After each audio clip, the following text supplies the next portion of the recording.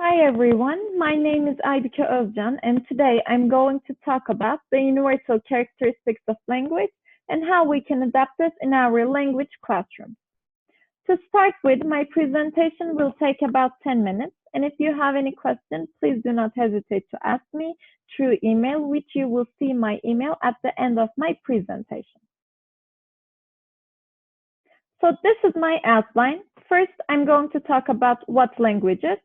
Then I'm going to talk about the universal characteristics of language, and then I'm going to talk about how we can adapt these in our teaching. So what is language? Language is systematic. There is a system within the language. That's why we need verbs, adverbs, noun, pronoun, etc. Language is a set of arbitrary symbols. According to Saussure, there should be a concept plus sound plus image. Spoken language includes the communication of concepts by means of sound image from the speaker to the listener.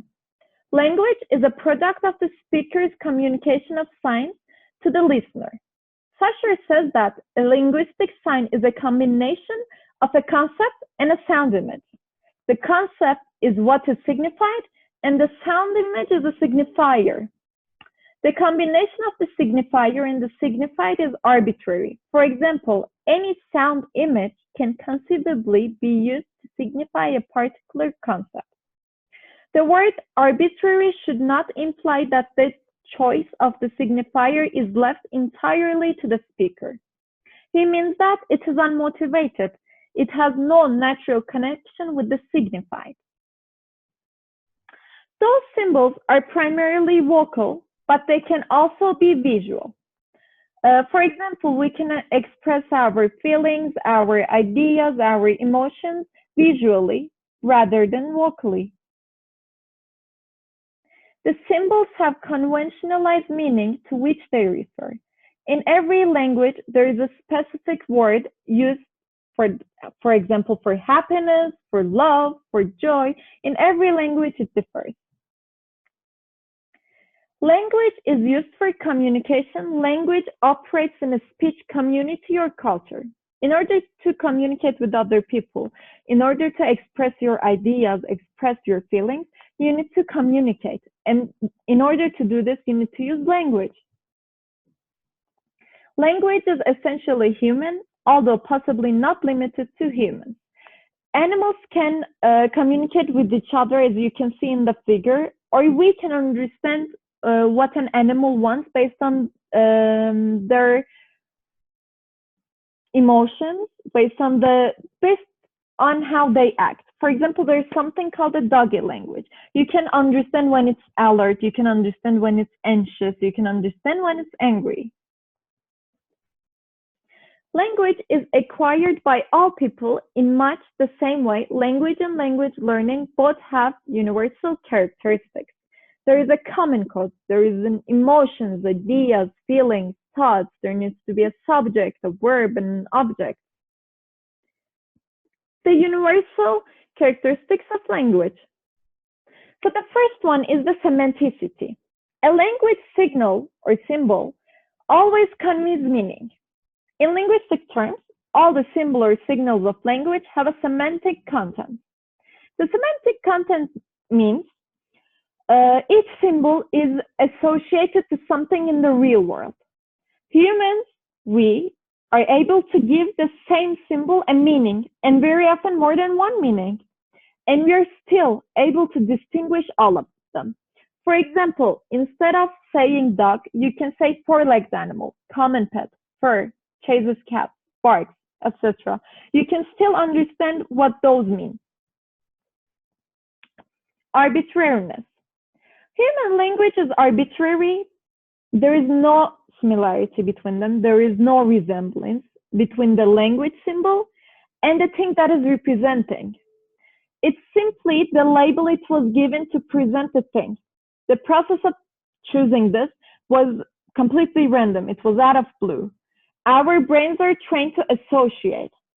For example, instead of calling a dog itself, we could have called it a laboratory, a chien, a hunt, my pet, all of those. Discreteness. This is a technical term that means distinct. Language symbols are distinct and discrete, and they do not vary continuously. For example, English marks number with a plural morpheme s, which can be added to the end of any noun. We cannot express smaller or larger quantities by varying how loudly we pronounce the s. Or in another example, as I have given, you don't have to change the pitch or the volume to denote the size of the animal or the size of the object. In this case, it's a dog. In order to call a small dog, you don't have to say dog. Or if you want to say a big dog, you don't have to increase the volume or the pitch of the size that you want to call the object. Duality of patterning. In this one, we are going to talk about phonemes and morphemes also. So, human language has a dual pattern which occurs in two levels. It works on the level of the symbol, for example, the word dog, which corresponds to a real life something. It also works on another level, on the level of the individual units that make up the symbol, which are the letters or sounds, also called phonemes or morphemes. The smaller units are composed of, as stated by phonemes. A combination of phonemes which, with the meaning will give you a morpheme. Words can be morphemes, but not all morphemes can be words. A morpheme will have meaning, but if it can't be applied to a real life situation, or if it can't stand alone by itself, then it can't be a morpheme. Productivity. Human use of language is infinitely creative. They're able to create words, and the combination of those words is equally infinite and not repetitive.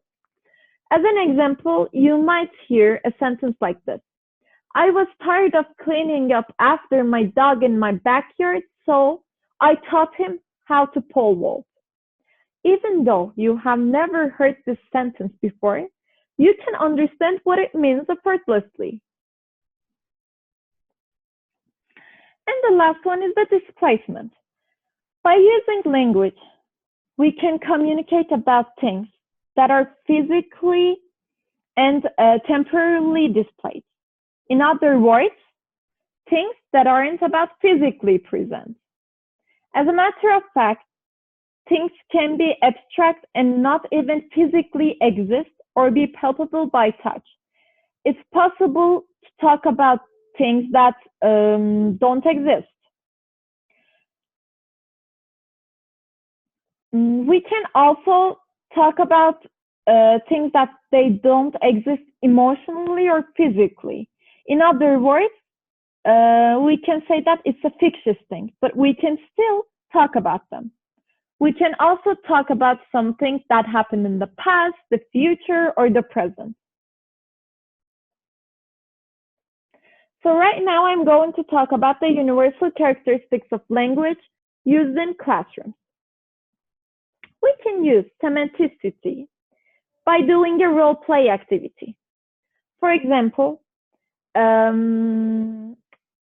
because it is something that has to happen in real life situation, that has to be in real world, we can tell the students to act something that happens in real world. You can give the story or they can decide themselves.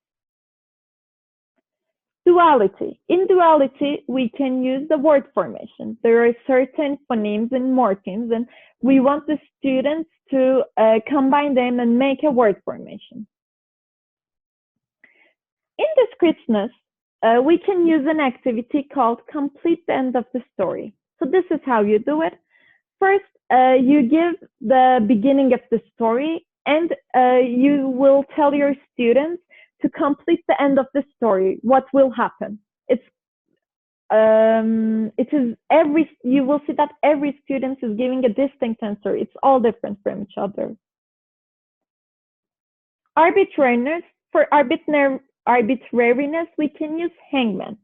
Students are supposed to give sounds, which are phonemes, and then they're supposed to make a morpheme with that.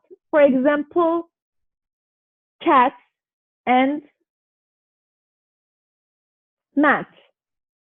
Oh, I'm sorry, cat and fat.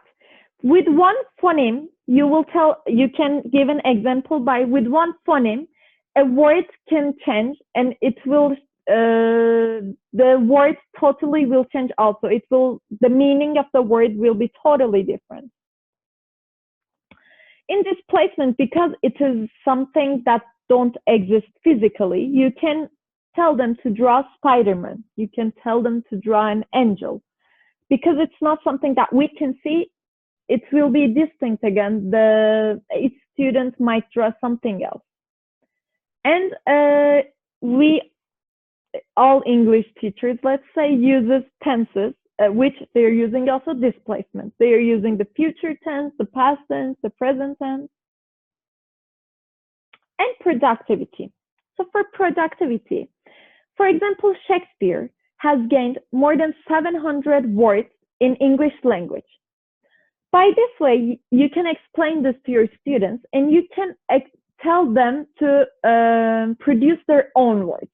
And in this way, they will start to produce with some phonemes the morpheme, and then they will start to give something in a real word situation, and it will become a word, a meaningful word.